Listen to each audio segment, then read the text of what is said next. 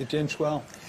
Je pense que c'est une erreur de penser que les politiques sont impuissants ou incapables ou ne comprennent pas, en faisant comme s'ils servaient l'intérêt général. Et pour servir l'intérêt général, effectivement, ils ne sont pas bons. Si on renverse la perspective en comprenant que finalement ces gens-là servent les intérêts de ceux qui les ont fait élire et qui sont les 1% les plus riches de la population, à ce moment-là, c'est pas du tout une catastrophe. Vous parlez de catastrophe, mais c'est une réussite formidable. Tout se passe comme prévu. La sécurité sociale est détricotée, le chômage se porte à merveille, ce qui permet de tenailler les salaires et d'avoir des bas salaires, donc des hauts profits. Donc tout se passe bien, en fait, du point de vue des 1% qui se gavent comme jamais. Les banques qui devraient être en prison pour faillite frauduleuse, leurs patrons se font mieux payer que jamais et arrivent maintenant au gouvernement des différents pays. Je trouve que la situation est pas du tout catastrophique pour ceux qui financent les campagnes électorales des élus. Et je trouve que là, de ce point de vue, c'est assez logique. Hollande, il sert les intérêts de ceux qui l'ont fait élire en le faisant passer à la télé, dans les journaux. Et pourquoi une banque achète Libération? Pourquoi une banque achète Le Monde?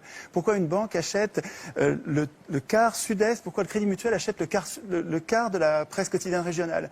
C'est pour gagner les élections. Et ensuite, les élus rendent des comptes à ceux qui les font élire. Le problème, c'est que nos élus ne doivent rien aux électeurs. Que vous votiez ou vous votiez pas, c'est pas vous, ce sera un autre. Ceux qui vont voter, c'est ceux qui regardent la télévision, qui sont pas politisés. Il faut qu'ils passent beaucoup à la télévision. Vous regardez les curseurs, c'est incroyable la similitude qu'il y a entre les courbes de passage à la télé et les résultats aux élections. Il suffit de monter les curseurs des challengers, vous les montez à 10, 15%, ça va donner l'impression de la pluralité. Et puis les deux partis qui ont la même politique de droite dure, qui s'appelle gauche et droite, mais en fait ils ont la même politique pour les industriels et les banquiers, les multinationales en fait. Ben, vous les mettez au curseur plus haut et ils vont être élus l'un ou l'autre, en fait, peu importe, ils vont faire la même politique.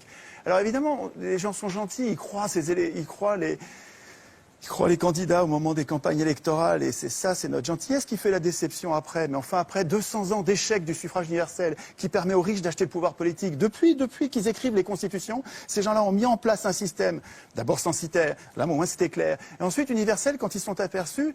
Tocqueville disait très tôt, donc début du 19e siècle, il disait « Je ne crains pas le suffrage universel, les gens voteront comme on leur dira ». Et ça fonctionne très bien. Donc, le fait de désigner des maîtres au lieu de voter des lois est une imposture politique. Nous ne sommes pas en démocratie. En démocratie, nous voterions nos lois. Nous-mêmes, un homme, une voix pour voter les lois, pas pour désigner des maîtres. Le fait de nous imposer de désigner des maîtres est une supercherie.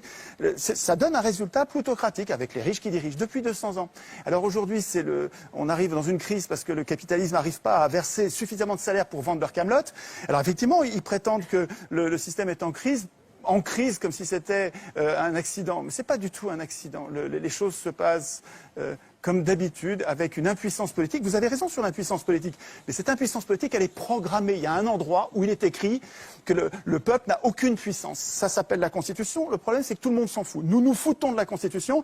C'est bien fait pour nous. C'est pas la faute des affreux qui dirigent, c'est notre faute à nous de ne pas écrire notre Constitution dans laquelle nous prévoirions notre puissance. Le référendum d'initiative populaire, les élections sans candidat ou les élections avec des primaires et avec l'impossibilité pour les condamnés de se représenter, etc.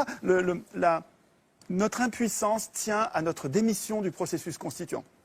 Et tant qu'on bavarde sur ce que font les représentants politiques qui sont les représentants des riches, on passe à côté de la cause de nos problèmes. Donc il me semble qu'en recentrant la réflexion sur la cause de nos problèmes, on arrive à trouver des solutions.